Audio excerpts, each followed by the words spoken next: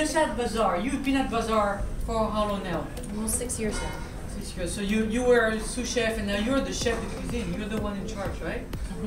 And so I've been following you, and I've been following Bazaar for a long time, and I see an evolution since the last time I had dinner here, and you were not the chef de cuisine last time I had dinner. That is true. We're definitely working on changing things around. Yeah, and that happened to me also when I had dinner. We're actually filming at SAAM's restaurant, which is the fine dining part of Bazaar. It's the chef's private dining room, Chef José Andrés, and I did see a difference between the two dinners I had at SAAM. One was not you, and then it was you. So I'm seeing the same difference at Bazaar now. How do you get those creation in your head? Because I've had some new dishes.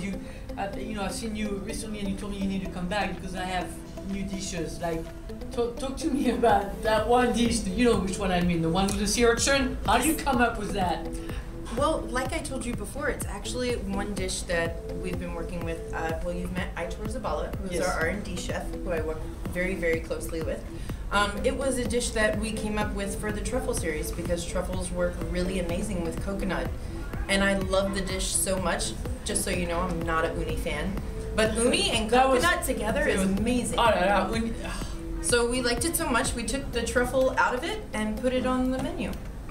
And tell me about some new dishes also. I know which they are because I know the menu. Even though there's 85 different items at the Bazaar menu, which it's overwhelming for me. Tell me about the new ones also.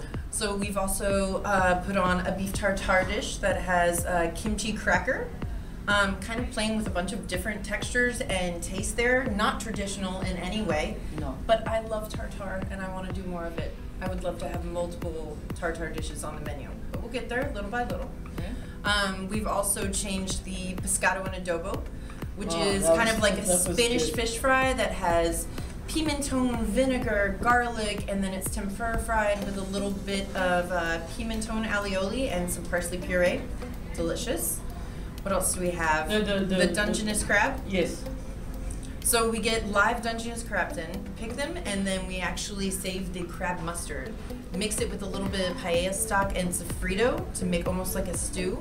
And just from being from the East Coast and the South, I thoroughly miss blue crabs and miss being able to do a crab boil. So I mean, it's kind of all the flavors that I would have in a crab boil, but a little bit of a Spanish twist in there. The short rib was new too, right? Which one? The bun. Oh, the bun? Yeah. The bun's one I just threw in there. I don't think you've ever had it. We've had it on the menu for a while now. And then it's delicious. The mushroom also was great. The mushroom is something that we haven't had in a while. Mm-hmm. Yeah. So it's a mushroom cat stuffed with mushroom duxelle, and then it has a mushroom escabeche air on top. Okay, so talking dish that had been on the menu that some of them like this one I didn't have, but some that had the classic Dora. Of course, the classic #1 are the olives. Have to. It's a must every time you come in. And for me, there's another one, which is the king crab with raspberry. You love the king crab with raspberries. I'm not the only one. I am not the only one. No, do not remove that one. And the Philly cheesesteak.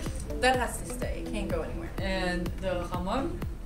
Has to stay. And the rosé jat. With the tomato, the tartine brie with tomato. That's So I'm just always, every time I come here, I'm always puzzled by the creations, and then there's such a big difference between every dishes. It's not like, oh, it's the same chef, you know. It goes. It's a progression. It's not a progression. Everything is different from one dish to another, and then desserts also. Ooh, what you have? Kriss Harvey has definitely been playing around with some wonderful things.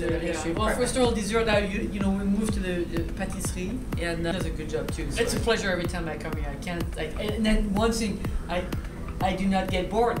You never get bored at José Andrés, you know. So great job. And really, honestly, I see the difference between before you and after you, or before you and now you.